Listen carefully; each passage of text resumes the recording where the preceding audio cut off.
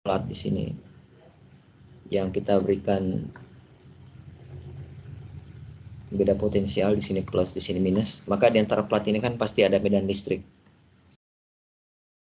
Ada medan listrik. Kemudian, nah kita lewatkan suatu muatan listrik, sebut saja Q.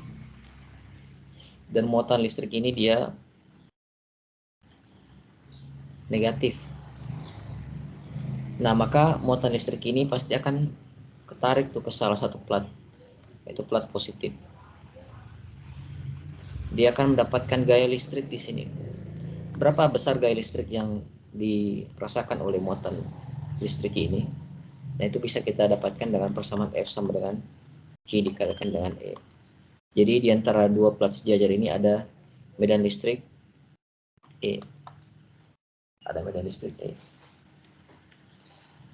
Nah, dalam kasus ini medan listriknya itu hampir dikatakan uniform atau sama semua besarnya di seluruh titik di dalam ruang koordinat kartesian X, Y, Z. Nah, hampir sama semua. Jadi di titik mana saja kita ukur medan listriknya, itu sama semua besarnya.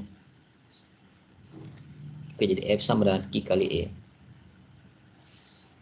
Nah, terus sekarang pertanyaannya, misalkan muatan listriknya ada di posisi ini. Lantas kita ingin merubah posisi dari muatan listrik ini ke titik ini misalkan. Ini mungkin posisinya P1, ini P2.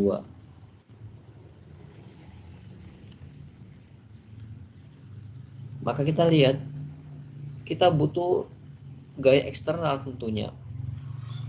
Kita butuh gaya eksternal. Kita butuh usaha sebesar W. Nah, kalau misalkan di mata kuliah fisika, mekanika fluida, dan panas itu kan kita sudah tahu kalau W itu sama dengan F dikalikan dengan delta X. Atau biasa juga orang tulis F dikalikan dengan S, di mana F itu adalah gaya yang dikeluarkan, kemudian isi itu adalah perpindahan dari benda yang kita berikan usaha tersebut. Nah, sama juga seperti muatan ini. Jika kita ingin memindahkan muatan tersebut dari titik ini ke titik ini, maka kita butuh usaha. Kita butuh usaha. Kita butuh gaya, kita butuh usaha. Nah, besarnya W sama dengan F dikalikan dengan delta X.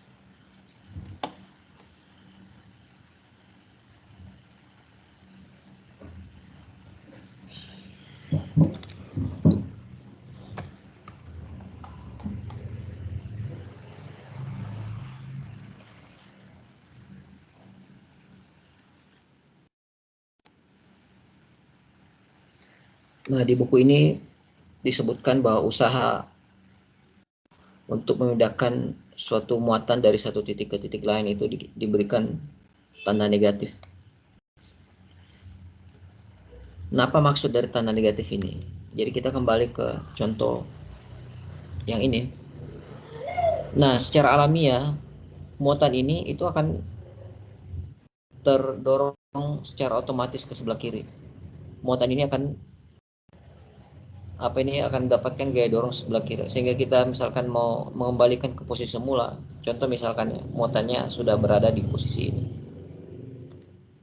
Muatannya sudah berada di posisi ini. Terus kita mau kembalikan dia ke sebelah kanan. Maka kita butuh gaya yang arahnya berlawanan dengan kondisi yang dialami oleh muatan tersebut. Jadi secara alamiah muatannya itu ke kiri, tapi kita mau pindahkan ke sebelah kanan, maka kita butuh gaya yang tandanya negatif. Makanya disebutkan bahwa untuk memindahkan muatan dari satu posisi ke posisi yang lain, maka kita butuh gaya yang tandanya negatif. Gaya yang berlawanan maksudnya, gaya yang berlawanan. Nah, jadi tanda minus itu artinya dia arahnya berlawanan.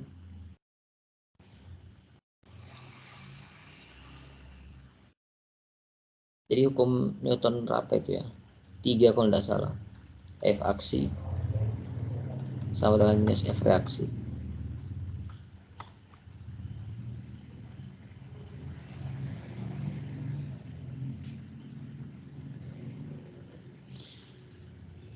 Nanti kita akan bahas lebih detail apa arti dari tanda negatif ini. Intinya untuk memindahkan suatu muatan dari posisi awal ke posisi final, nah itu kita butuh usaha, kita butuh gaya, kita butuh usaha.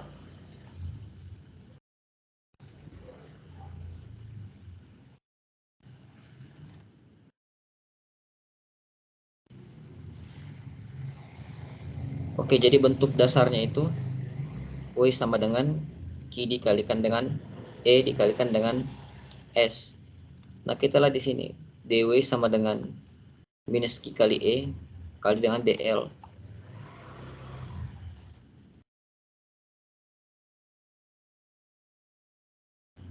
Oke, dan kita tahu sendiri bahwa usaha itu akan adalah sebenarnya bilangan skalar, sedangkan gaya adalah bilangan vektor. Nah, jadi saya ulangi lagi bahwa gaya itu adalah bilangan vektor, sedangkan usaha itu adalah bilangan skalar. Nah, misalkan kita punya suatu muatan, atau jangan muatan, ada benda, kita dorong ke samping dengan gaya F, lalu dia berpindah sejauh delta X misalkan. Delta X. Maka usaha yang kita lakukan adalah F dikalikan delta X. Nah, sekarang pertanyaannya, bagaimana jika misalkan F-nya itu miring seperti ini?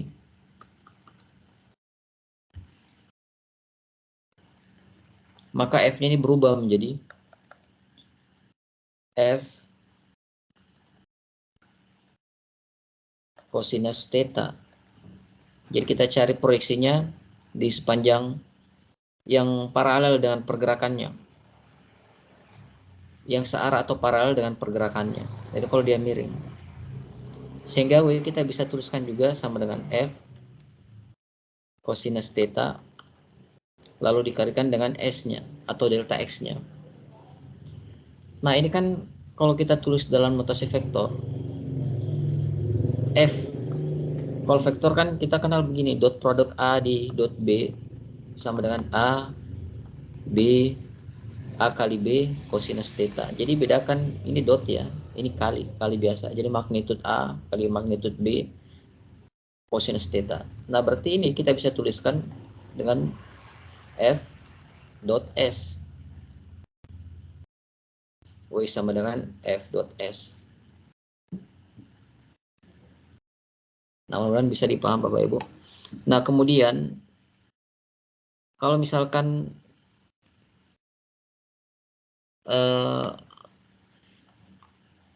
muatannya itu dia lintasan pergerakannya berubah-ubah. Contoh misalkan ada saya punya muatan, kemudian saya dorong ke kanan lurus, tegak lurus ke kanan ke posisi 1. Nah, dia ada di sini. Jadi ini posisi 1, maaf. Oh, gini aja barangkali. Ini posisi 0, ini posisi 1. Habis itu saya pindahkan lagi ke sini. Nah, ini posisi 2. Saya pindahkan lagi ke atas sini.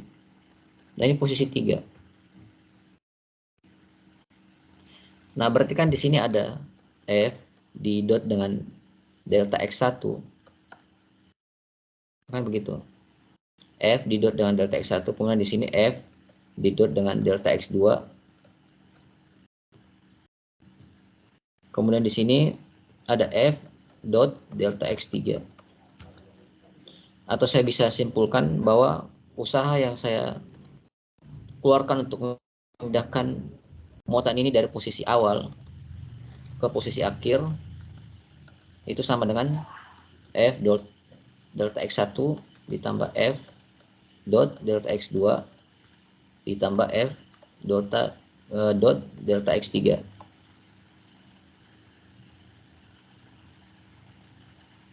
Nah, jadi kan kira-kira seperti itu. Nah, kita kenal di mata kuliah kalkulus. Ini kita bisa jadikan summasi F dot delta xn, n itu mulai sama dengan 1 sampai x sampai i. Nah, kan bisa kita buat notasi seperti ini. Nah, kemudian ini kan masih ini ya, patah-patah ini begini, gini, habis itu seperti ini. Nah, terus kalau dia misalkan bergerak di sepanjang kurva, muatannya di sini, terus saya pindahkan ke sini. Jadi ini awal, terus ini akhir. Dan arah pergerakannya itu dia seperti ini. Nah, berarti kan saya harus pecah-pecah ini. Nah, di sini ada mungkin F dot delta X1, kemudian delta X2, dan seterusnya. Jadi ada banyak sekali di sini jalur-jalur. Dan kalau misalkan kita buat dia delta X-nya itu atau S-nya mendekati angka tertentu, taruhlah misalkan 0,1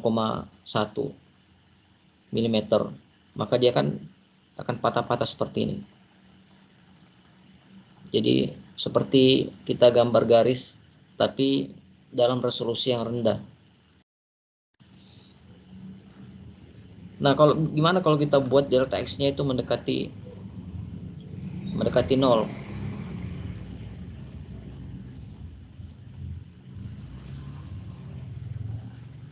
Maka dia akan menjadi integral, karena kita tahu integral itu adalah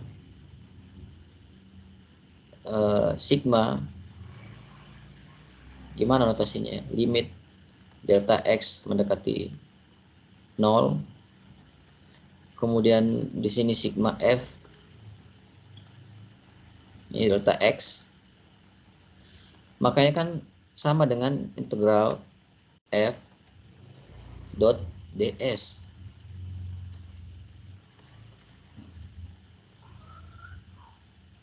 Jadi W sama dengan integral F dikalikan dengan ds. Nah, ini yang kita pelajari di matematika sore kalkulus.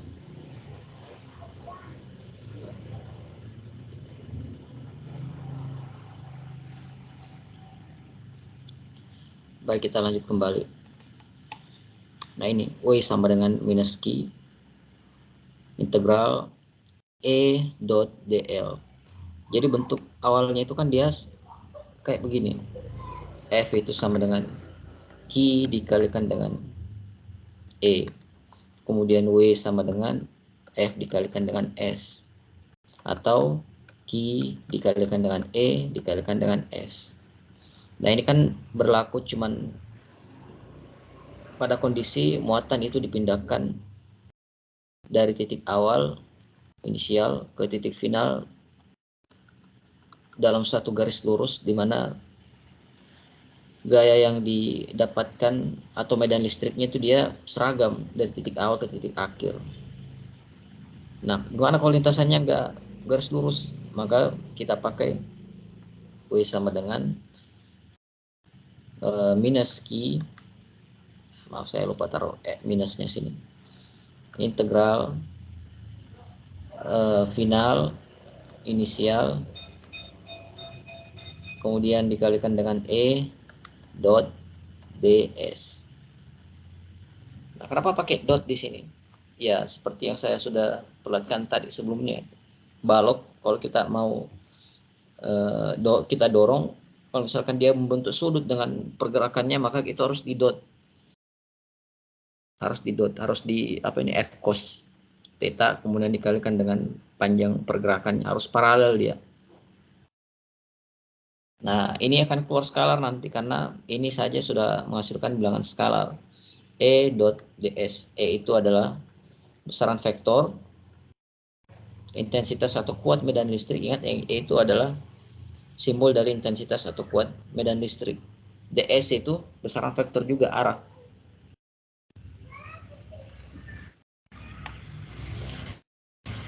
Nah, itu dia. Selanjutnya, nah ini yang saya ilustrasikan tadi.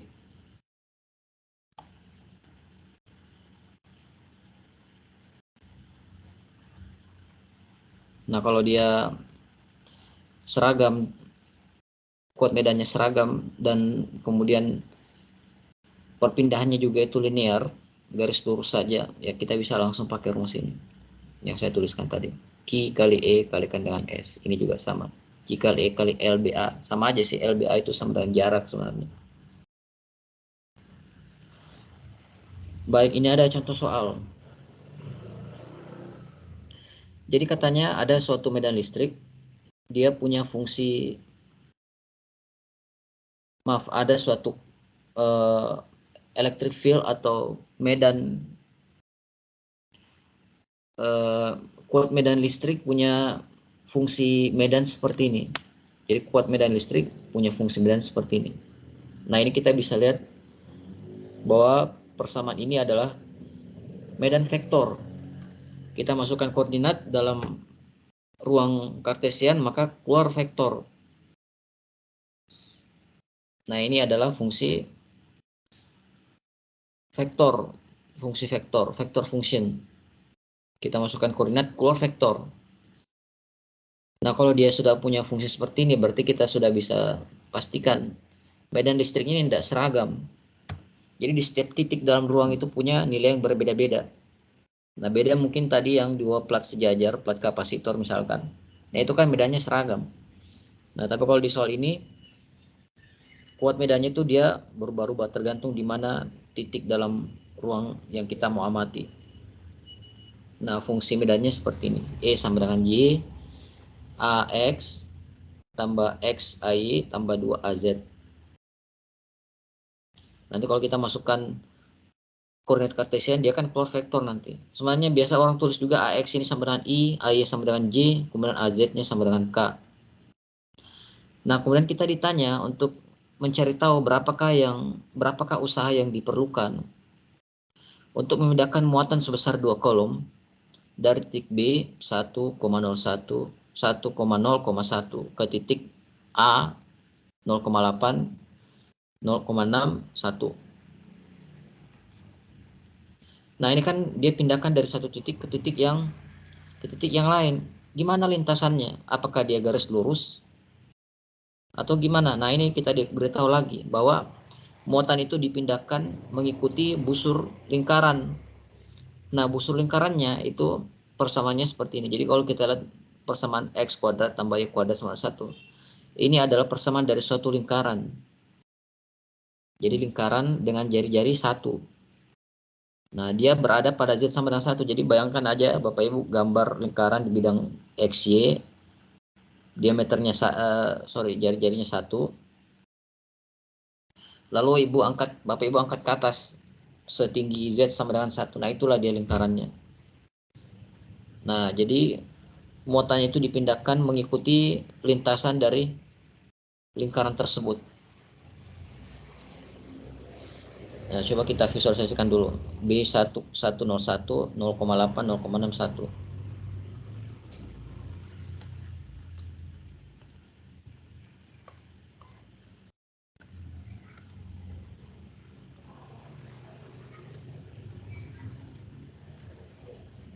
X, Y, kemudian Z.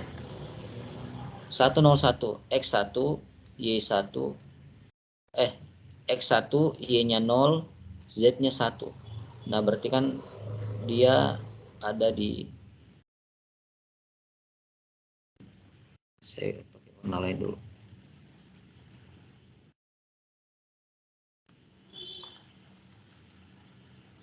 Ini posisi awalnya nih. Posisi inisial. Nah, posisi finalnya di mana? 0,8, 0,61. 0,8 mungkin di sekitar sini. 0,6 mungkin di sekitar sini. Kemudian 1 di sini. Jadi saya tarik garis seperti ini. Lalu ini saya tarik seperti ini, putus-putus. Kemudian saya tarik ke atas sebesar 1. Nah, ini posisi finalnya.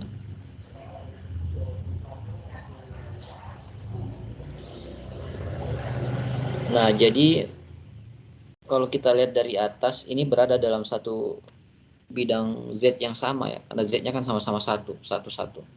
Dia seolah-olah berpindah di sepanjang bidang XY saja, dari titik ini ke titik ini. Jadi kalau misalkan bidang X-nya itu kita gambarkan seperti ini. Ini X, ini Y. Dari atas, awalnya itu muatannya ada di posisi ini. Nah, terus dia berpindah ke 0,8, 0,6. Dia pindah ke posisi ini. Tapi lintasannya gimana? Apakah lurus? Ataukah dia membentuk seperti ini? Atau gimana? Nah, itu diberitahu dalam soal bahwa dia mengikuti lintasan busur lingkaran. Nah, kalau kita gambarkan X kuadrat tambah Y kuadrat sama dengan 1 itu kan sebenarnya lingkaran dengan jari-jari 1. Nah, dia seperti ini.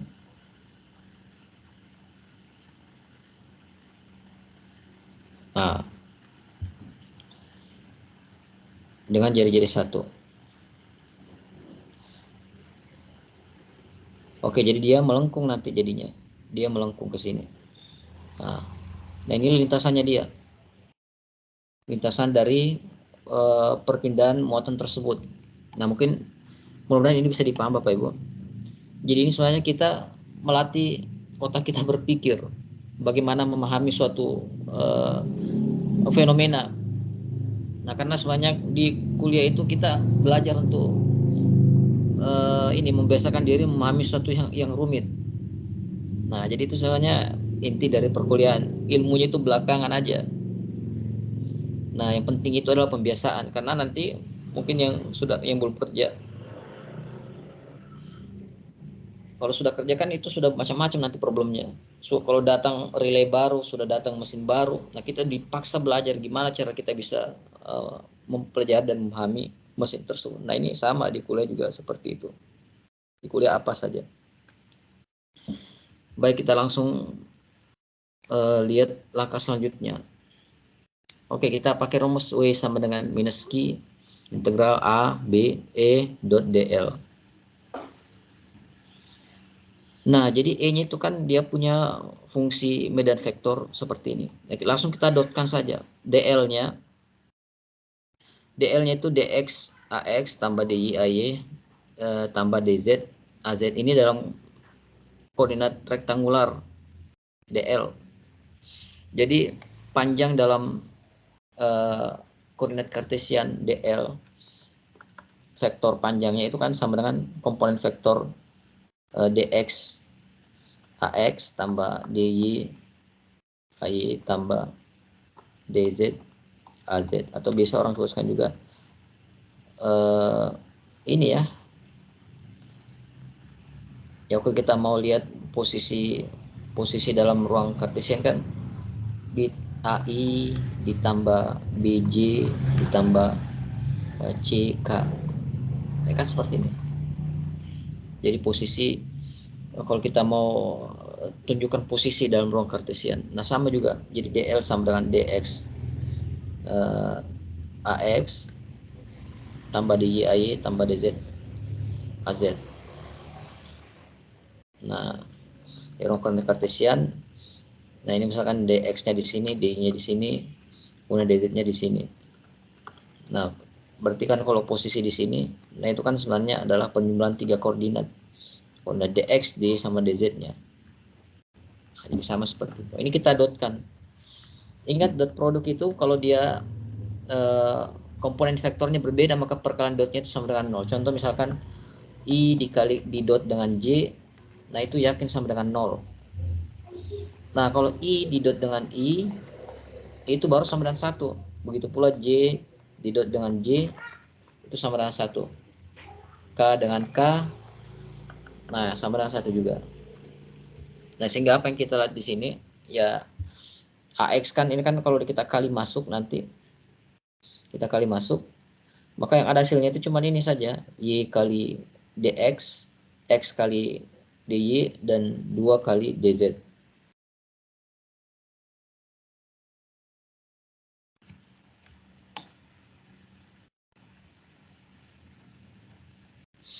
Baik, jadi ada 3 ini nanti 3 komponen. Y kali DX ditambah X tambah DY, X kali DY. Saya gambarkan ulang aja barangkali. Jadi W sama dengan minus Q-nya kan 2 ya, 2C. Itu di soal tadi. Nah, ini 2C. Berarti langsung saya substitusi 2. Terus integral dalam kurung. Nah, Y dikali, ini bukan lagi dot ya, dikali dengan dx, kemudian ditambah x dy, kemudian ditambah 2 dz. Nah, kan bisa kita pecah ini. Kita bisa pecah. Jadi minus 2 integral y dx. Nah, batasnya gimana? Jadi untuk komponen dx, nah ini kan ada nih x1, x11, y10, dan z1-nya 1. Nah, kemudian di titik A itu x2-nya sama dengan 0,8 x finalnya. Jadi koordinat B sama dengan 1, 0, 1. Ini kita bisa urai bahwa x inisialnya itu sama dengan 1, kemudian y inisialnya sama dengan 0, kemudian z inisialnya itu sama dengan 1. Kemudian posisi akhir, posisi final A sama dengan 0,8, 0,6, kemudian 1. Nah, ini x finalnya sama dengan 0,8, kemudian x finalnya y finalnya sama dengan 0,6, kemudian z finalnya sama dengan 1. Nah, kan begitu. Nah, sehingga untuk integral komponen integral y dx, batasannya ini adalah kita lihat arah dx-nya, posisi finalnya 0,8, kemudian posisi inisialnya 1. Nah, kemudian selanjutnya ini kurang 2 lagi karena kita kali masuk duanya, integral x dy pada arah dy, posisi finalnya itu 0,6, kemudian posisi inisialnya 0. Kemudian di sini minus 4 karena 2 kali 2 4, integral dx dz, posisi inisialnya 1, posisi finalnya 1. Ini w-nya. Ya tinggal kita ini aja kerjakan, tapi masalahnya adalah ini ada y dx. Nah, kalau y kita integral terhadap x itu kan jadi nanti y x saja. Ketika kita substitusi masuk, maka y-nya masih akan tetap ada. Y-nya maka masih akan tetap ada. Nah, sedangkan kita mau di sini langsung nilai skalar. Nah, untungnya di soal itu kita diberitahu bahwa pada pergerakan muatan ini dia akan mengambil lintasan sirkular ya. Dia mengambil lintasan seperti busur. Mana tadi saya gambar itu?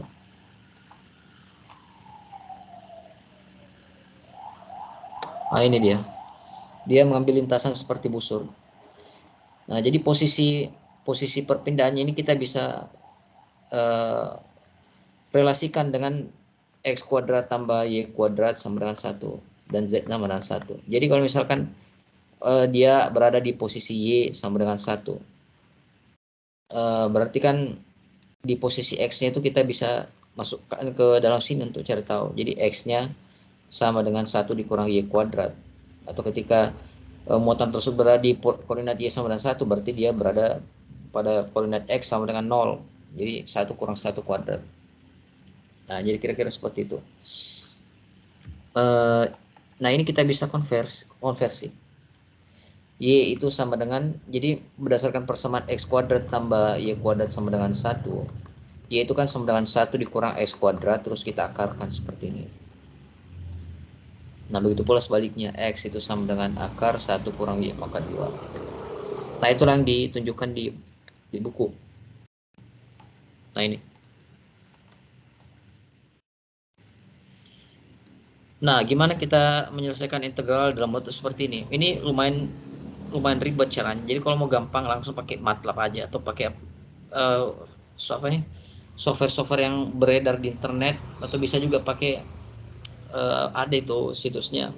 Kita masukkan saja persamaan langsung keluar hasil integralnya. Bisa juga pakai ChatGPT. Nah, jadi intinya adalah bukan ini menghafal rumus atau menghafal proses, tapi memahami prosesnya. Nah, kalau sudah sampai di sini kan masalah integral itu gimana, integral ini berapa, integral itu berapa, itu kan di kuliah kalkulus, bukan skop kita lagi di sini untuk belajar integral itu apa, diferensial itu apa. Jadi tidak apa-apa kalau misalkan kita tidak terlalu dalam di penurunan integral ini. Kita integralkan dapatnya seperti ini, tinggal substitusi nilainya, masukkan Ya keluar sudah hasilnya, minus 0,96 joule.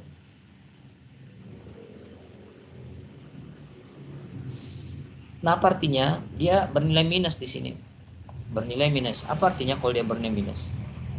Berarti kita tidak perlu mengeluarkan usaha atau mendorong partikel tersebut dengan tenaga kita biar dia berpindah dari titik inisialnya ke titik akhirnya. Kita tidak perlu keluarkan usaha. Nah, dia kan kalau dia berpindah dari titik ini ke titik ini, maka dia malah mendapatkan usaha. Jadi barangkali kayak pegas ya. Ya kan ada benda, kita hubungkan dengan pegas. Nah, kalau misalkan dalam keadaan diam, dia stasioner. Pegasnya itu tidak tegang sama sekali. Nah, terus Bapak Ibu tarik ke sebelah kiri. Nah, itu kan butuh usaha eksternal, berarti W-nya itu positif. Kita tarik dia pakai tangan, itu kan keluar kita punya tenaga, maka berarti usahanya positif. Tapi kalau coba misalkan pegasnya itu dia berada dalam posisi ini. Jadi pada kondisi ini pegasnya itu sudah ketarik, cuma ketahan di sini. Dia ketahan. Nah, dia ketahan. Ketahan mungkin kita sudah tarik sebelumnya terus kita kaitkan di sesuatu sehingga dia diam seperti ini. Dia diam. Nah, kemudian kita lepas dia, maka dia kan pasti akan berpindah ke sebelah kanan. Nah, mungkin posisi inisialnya nanti di sini. Nah, sekarang pertanyaan berapakah usaha yang kita harus berikan pada benda ini biar dia berpindah ke sebelah kanan? Jawabannya usahanya itu minus, malah dia akan menghasilkan usaha kalau dia pindah ke sebelah kanan.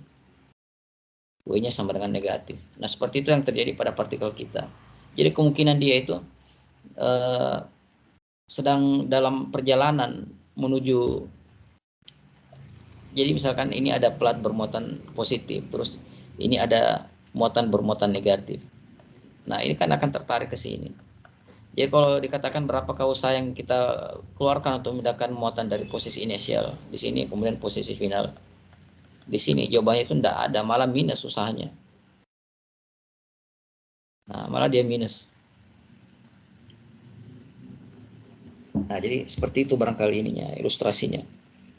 Bagaimana kita cara memahami persamaan tersebut.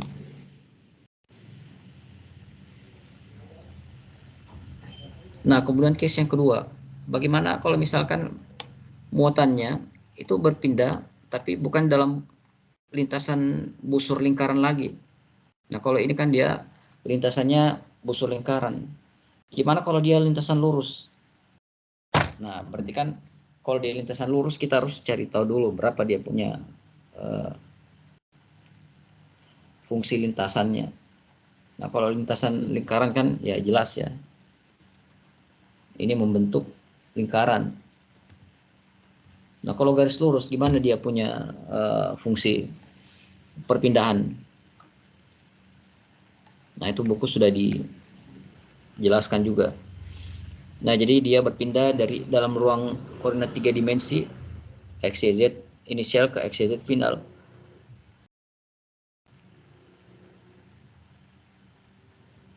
Nah, kalau di SMP dulu kan kita sudah diajari itu. Kalau misalkan ada bidang x, y, lalu ada benda di titik 0,0, dia berpindah lurus ke sini. Nah, ini y final, x final, y final, x final, y final. Ini x inisial, y inisial. Itu kan rumusnya kayak begini. Mana tadi? Y dikurang y final sama dengan y final inisial dikurang y final dibagi dengan x inisial dikurang x final.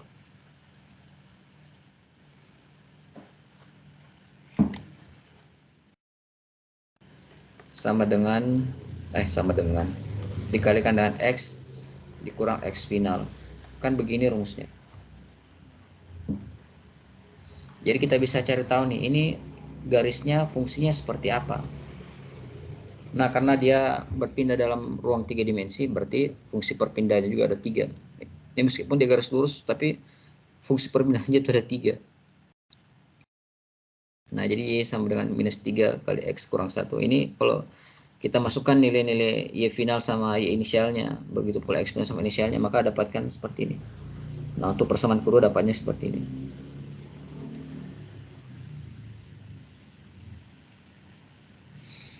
Nah, ini ada juga sebenarnya persamaan ketiga, tapi nggak usah dipakai karena cukup butuh 2 ini saja sudah cukup, karena kita cuma butuh persamaan yang bisa mengkorelasikan X, Y, dan Z-nya. Yang di atas ini sudah mengkorelasikan X, Y-nya, yang di bawah ini sudah memberitahu kita posisi Z-nya itu di mana ketika dia berpindah.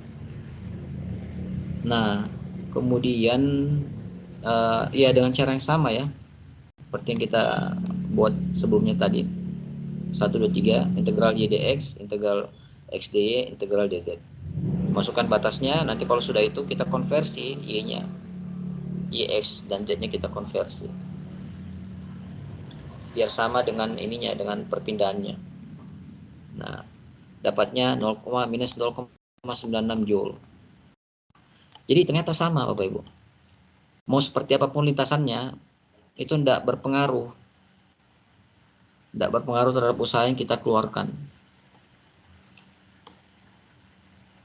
Nah, jadi muatan kalau dia sudah berada, misalkan ini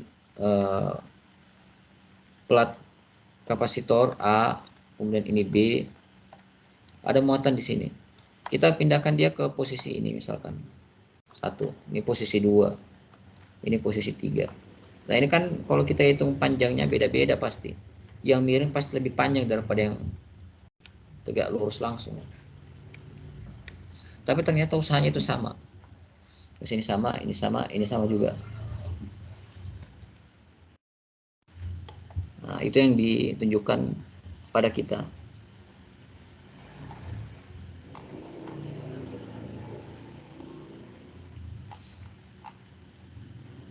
Oke, kemudian selanjutnya ini ada gambar, dan gimana kalau ada muatan garis. Jadi muatan garis itu contoh realnya kabel DC barangkali yang terlentang panjang, itu muatan bisa dipandang sebagai muatan garis.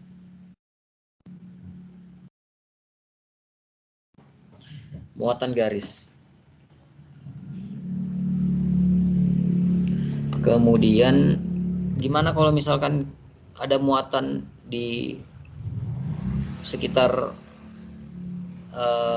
di sekitar kawat tersebut, terus kita pindahkan dia dengan arah mengikuti busur lingkaran. Nah, ternyata kalau kita pindahkan dia di sepanjang lingkaran ini, usaha yang dikeluarkan itu sama dengan 0. Kenapa bisa sama dengan 0? Nah, coba kita lihat. Kalau misalkan ada konduktor lurus seperti ini. Nah, itu kan dia punya arah medan ke segala arah. Jadi tegak lurus ke segala arah. Sama kalau kita lihat dari depan ya, mungkin ini adalah bekas penampang konduktornya. Medannya itu begini, tegak lurus ke kiri, kanan, ke segala arah tegak lurusnya. Tegak lurus ke segala arah. Nah, kemudian di sini ada muatan. Nah, kita mau pindahkan mengikuti busur, arahnya itu mengikuti busur lingkaran.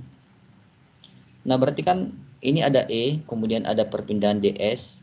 Itu kan harus kita dot nanti, E dot DS. Sementara DS itu kalau kita perkecil dia itu kan dia akan selalu tegak lurus dengan arah E-nya. Nah, kalau misalkan dua vektor yang tegak lurus, terus kita cari dot produknya, itu pasti sama dengan 0. Nah, berarti untuk memindahkan muatan di sepanjang konduktor dengan lintasan lingkaran seperti ini itu tidak butuh usaha sama sekali. Tidak butuh usaha sama sekali. Itulah sebabnya kalau misalkan ada konduktor, apa ininya aplikasinya, sebentar. Aduh, ada sih tapi lebih advance, mungkin kita susah pahaminya.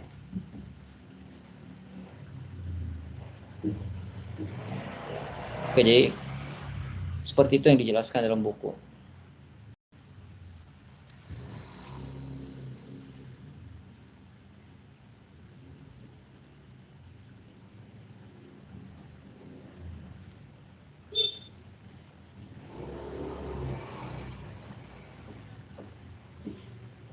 Nah, rumus ini sebenarnya sudah pernah kita dapat kemarin. Kalau E itu sama dengan kaki per R kuadrat. Ini dari kaki per R kuadrat.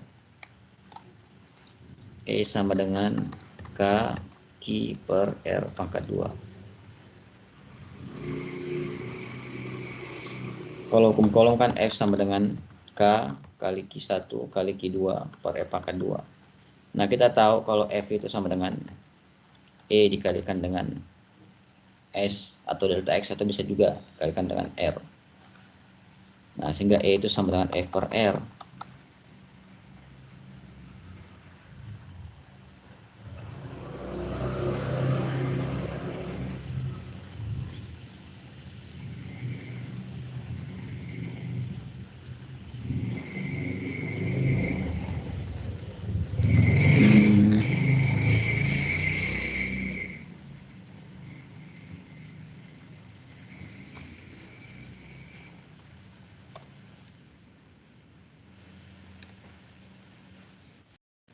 Jadi K itu sama dengan 1/4 pi E0. Harusnya kalau dia kayak begini.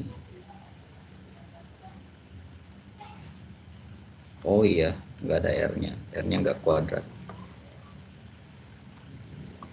Nah, kalau muatannya cuma satu, berarti ini cuma satu.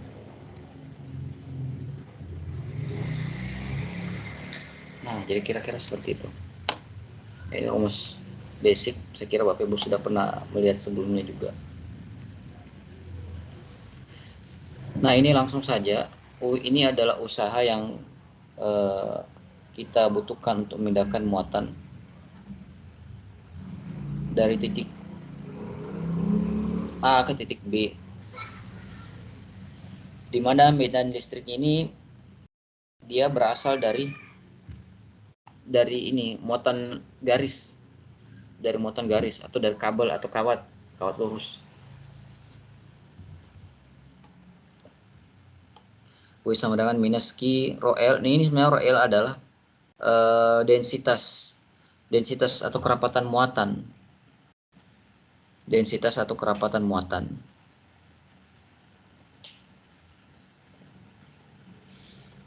Nah, muatannya apa ya? Muatan yang kita mau pindahkan. Kalau Q ini adalah sumber medannya, sumber medan listriknya. Q ini adalah muatan dari sumber medan listriknya.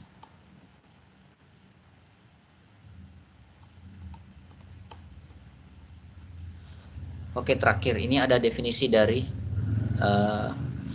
potensial.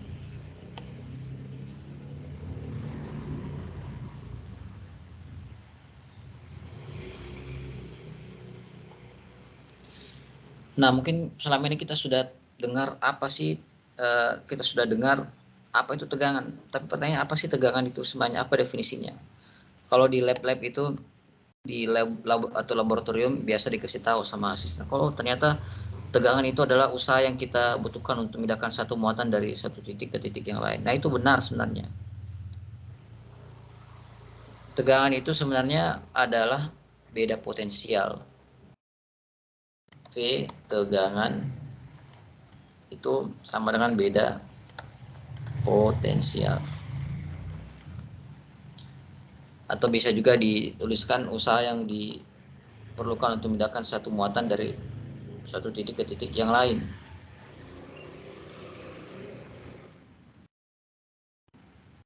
Nah, ini integral E dot dl.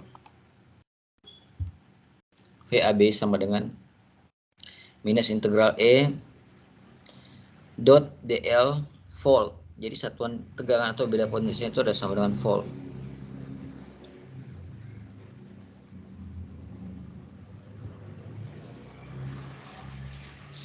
Nah, sekarang timbul pertanyaan, kalau kita terapkan di rangkaian listrik gimana dong? Misalkan saya punya baterai di sini. Ada plus, ada minus. Muatannya di ujung sini, kemudian dia akan kembali di sini. Nah, jadi jelas di sini. Dia punya lintasan, panjang lintasannya itu jelas. Nah, terus gimana cara kita pindahkan muatan dari titik ini ke titik ini? Ya kan kalau kita bicara aliran elektron berarti kan dari negatif ke positif ya. Atau terserah sih mau bicara aliran elektron atau aliran hole, aliran positif, nah itu bebas saja. Tapi pasti lintasannya itu sama aja. Cuma arahnya aja yang berbeda.